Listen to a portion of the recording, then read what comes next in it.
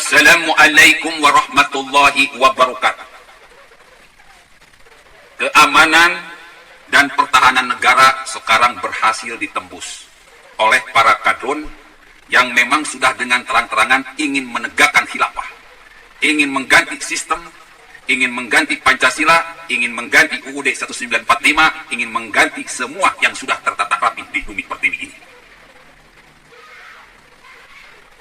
Ada dua kasus yang sangat menggemparkan sebagai bukti bahwa pertahanan dan keamanan negara di bawah kepemimpinan Prabowo Subianto sebagai Menhan sudah diterobos dengan baik oleh para musuh negara.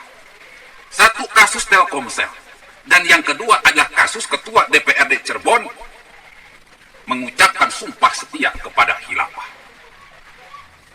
Yang paling ngeri, Ketua DPRD-nya dari Gerindra, guru lagi.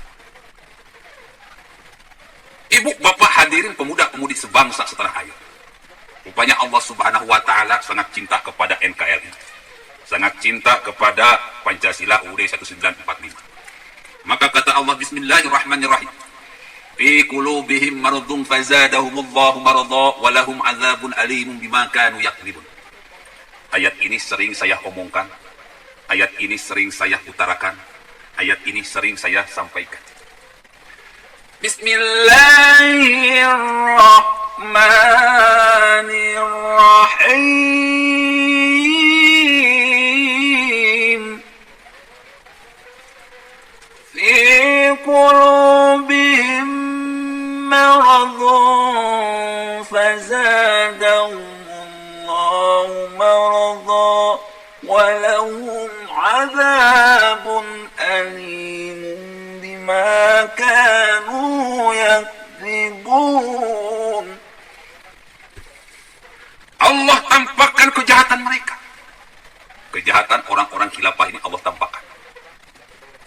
Allah tampakkan kemunafikan mereka. Kemunafikan orang-orang khilafah ini Allah tampakkan. Allah tampakkan kedustaan mereka. Kedustaan orang-orang khilafah ini Allah tampakkan. Allah tampakkan kezaliman mereka. Kezaliman orang-orang khilafah ini Allah tampakkan. Allah tampakkan kekafiran mereka. Kekafiran orang-orang khilafah ini Allah tampakkan.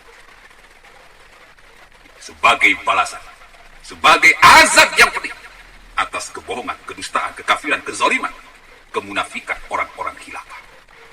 Kasus Telkomsel, Allah tampakkan bagaimana begitu jahatnya orang-orang khilafah ini menghalalkan segala cara untuk menghancurkan lawan politiknya. Kasus DPRD Cirebon, Allah tampakkan kemunafikan orang-orang khilafah, Allah tampakkan. Rakyat Indonesia dibuat tercengang, rakyat Indonesia dibuat kaget. Ternyata Dewan Perwakilan Daerah yang terhormat sudah jadi kadrun, sudah jadi musuh negara. Sekarang semuanya sudah terbuka, Mas Bro. Khilafah, siapa yang membantah bahwa khilafah ini memang ingin mengganti sistem, ingin mengganti Pancasila. Buktinya sudah ada, buktinya sudah lengkap. Dia memakai kata-kata afa hukmal jahiliyati yabghun wa man ahsanu minallahi hukman liqaumi yuqinun.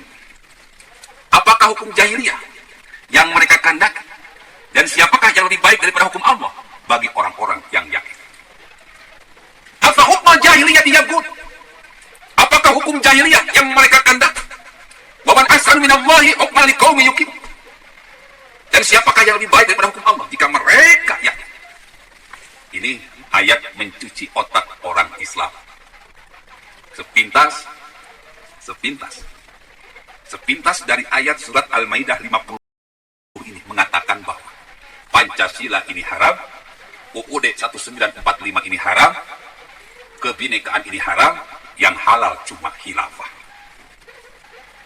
Jadi saya nggak aneh, Mas Bro, kalau ada umat Islam yang ilmunya sangat tinggi dalam bidang non-Islam, ketika membaca ayat ini, ilmu agamanya rendah, lalu membaca ayat ini, mereka langsung tercuci otaknya dan langsung berniat ingin menegakkan khilafah, karena menurut mereka dalilnya ayatnya sudah jelas. Afa hukmal jahiliyati yabghun. Hukum jahiliyah yang manakah yang kau kehendaki. Pancasila disebut hukum jahiliyah, Mas Bro. UUD 1945 disebut hukum jahiliyah. Jadi rakyat Indonesia jangan terbodohi kalau ada PA 212, orang HTI, orang FPI, orang PKS demo bela Pancasila, itu bohong. Mereka bukan mau bela Pancasila, tetapi ingin mengganti Pancasila, ingin negara ini chaos. Kalau chaos, disinilah kesempatan mereka untuk merebut kekuasaan. Ketika merebut kekuasaan, mereka punya senjata, disitulah mereka akan manfaatkan untuk mengganti Pancasila dengan kekerasan secepat-cepatnya. Artinya akan terjadi perang saudara. Makanya kalian jangan mau dibodohi oleh orang-orang HTI, FPI, PKS. Mereka itu penjahat, mereka itu sudah nyata musuh negara. Wa man asar minallahi hukman liqaumin yuqin. Hukum Allah adalah yang terbaik jika mereka yakin. Jadi pikir mereka hukum Allah ini adalah khilafah. Bukan, Mas Bro. Tapi mereka mencoba meyakinkan orang-orang Islam bahwa hukum Allah ini khilafah. Makanya sudah saatnya, Bro, para pejabat dimanapun kalian berada yang masih cinta NKRI, undang Gus AA untuk membahas khilafah ini. Karena dulu saya NII, cuma saya yang bisa membongkar kebobrokan NII, kebobrokan orang-orang FPI, PKS, dan HTI. Saya bukan mau melangkai KNU. Karena orang yang bisa menghancurkan Mike Tyson hanya para petinju lagi. Orang yang bisa menghancurkan HTI, FPI, PKS adalah orang yang pernah terlibat di dalam. NU itu seberapa hebat, ilmu KNU belum bisa menghancurkan orang HTI, FPI, PKS.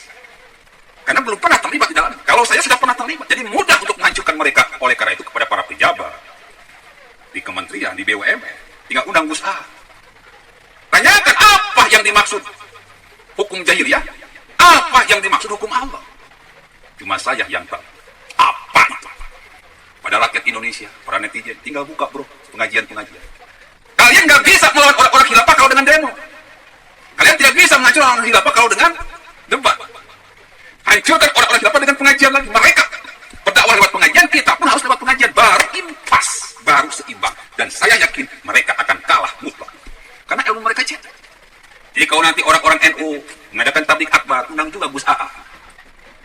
Ada tablik akbar Gus Miftah, undang juga Gus AA. Jadi nyepel, Mas Bro. Kalau undang Habib Lutfi, undang juga Gus AA.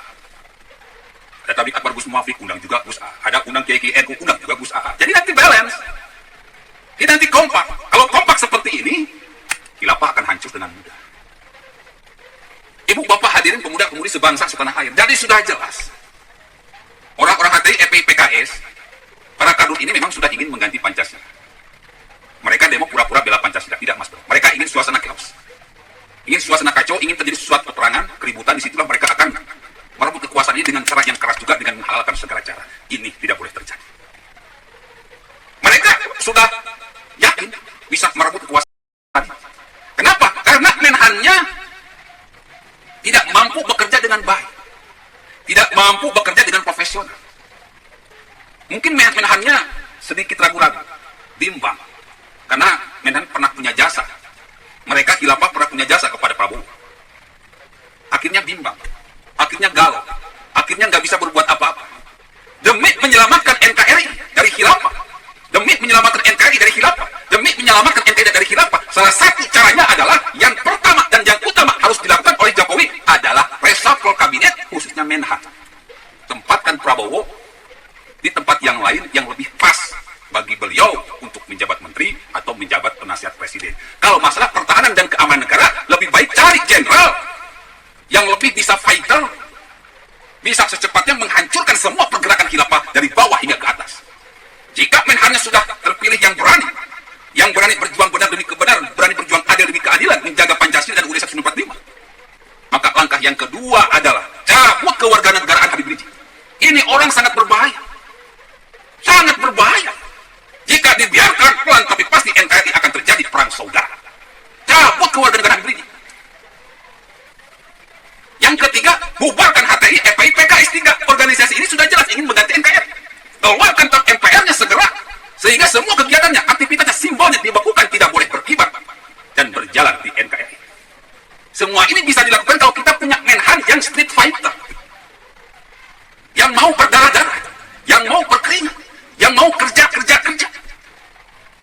Jadi, tolong kepada rakyat Indonesia, kita desak Jokowi untuk segera mereshuffle kabinetnya. Lebih cepat, lebih baik.